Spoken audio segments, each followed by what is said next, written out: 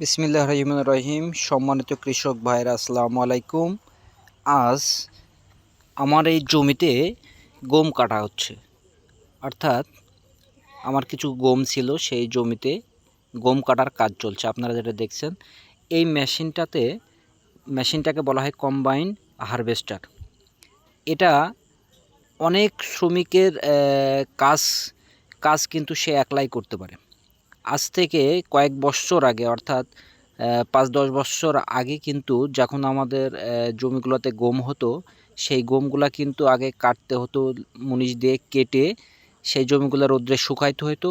এমনকি ওই গমগুলা কিন্তু প্রখর রোদ্রে, অর্থাৎ একদম দুপুরবেলাতে কিন্তু মাড়াই করতে হতো, মাড়াই করতে গিয়ে ঝাড়তে হতো। তাহলে কতটা কষ্টসাধ্য বিষয় ছিল। আপনারা যারা ৯০ দশকে জন্ম, তারাই হয়তো বা এই জিনিসগুলো দেখেছেন।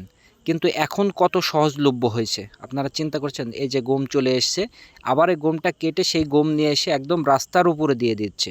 যে এখানে শুধু আমরা বস্তা ধরলে পারেই কিন্তু দেখেন আমাদের এই যে গমগুলা কিন্তু বস্তাতে একবার ধরে নিয়ে নিচ্ছি। এই গমগুলাই কিন্তু আমাদের বাড়িতে চলে যাবে এখনই, রাস্তার উপরে থেকে। কত সহজলভ্য হয়ে গেছে কাজগুলো আমাদের। তো ধন্যবাদ আমাদের দেশের সরকার ব্যবস্থাকে যে এই ধরনের হারভেস্টর মেশিনগুলো আমাদের দেশে আনার জন্য। দেখেন গমগুলো মাশাল্লাহ অনেক সুন্দর হয়েছে, আমার এই গমটা খুবই সুন্দর হয়েছে। ধন্যবাদ সকলকে, কৃষক ভাইদের।